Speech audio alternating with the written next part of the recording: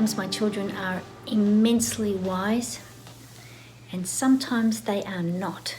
And today, every Tuesday afternoon, I drive Miriam to her favourite fishmonger in Danbury, and she just loves going there. And her friend, the fishmonger behind the counter, they have banter, and then he always takes $1 a pound off for the fish for her, and they give her packets of Yakult, and they just love that a 13-year-old is deciding what they're going to cook for the family for dinner on Tuesday night. And on it goes. But on the way back, we were struck by the number of political signs on people's lawns out the front of people's houses, and we drove past a sign, a Blue Lives Matter sign, and Miriam, who's highly political and highly aggravated by when things don't go her way in politics, she said, Mom, do you see that sign, Blue Lives Matter? Oh, and I'm just saying, yeah, I see it, Miriam, I see it. And she said, don't you hate it? And I said, no, I don't hate anything, Miriam. We've been through this before. I don't hate anything. She said, Mom, you gotta hate it. It's horrible. Do you know what it means? I said, yeah, I know what it means. She said, I don't think you could possibly know what the implications of Blue Lives Matter is, really, because if you did, you would hate it. I said, Miriam, come on. We've been together 13 years, nearly 14 years. No.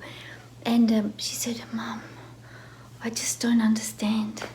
And so I said, okay, I'll tell you what, for the next 3 minutes on the road, let's just hate the Blue Lives Matter sign as much as we possibly can. Let's just hate it. And she said, oh, Mom. I said, no. If that's what it means, if that's what you need to do to get things to change, let's do it. Anyway, so we just hated it together. And then at the end of 3 minutes, I said, well, okay, so what do you think would change? And she said, oh, Mom. And so I said, well, I tell you what I'm going to do to help it change. I'm just going to go, when we get home, I'm going to do ripples, and I'm going to treat it like this. and she said, all right. And off she went to finish her Latin homework. And so that's what I'd like to do, is to treat this with the point spleen 21, which is in the Nanjing location, which is 6 inches below the armpit on the lateral midline of the chest. So it's around about here. It's a tender spot, 6 and below. So spleen 21 is the point where negative emotions impact the blood.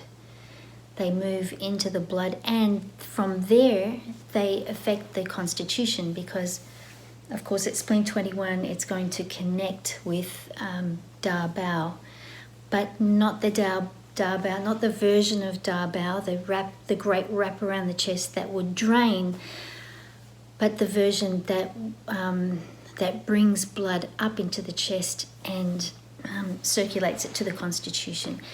So that would be the first point, the great wrap 6 inches below.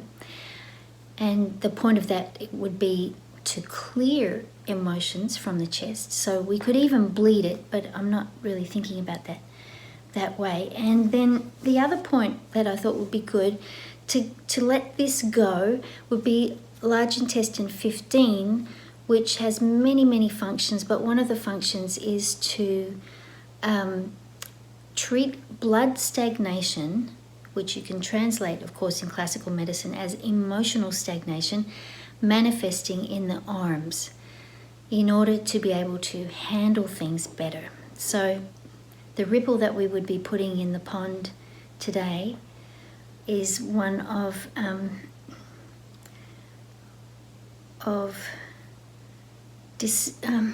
dispelling angst and relaxing the arms so that we can embrace what will cause positive change. So Thanks so much for being here, and let's get to work.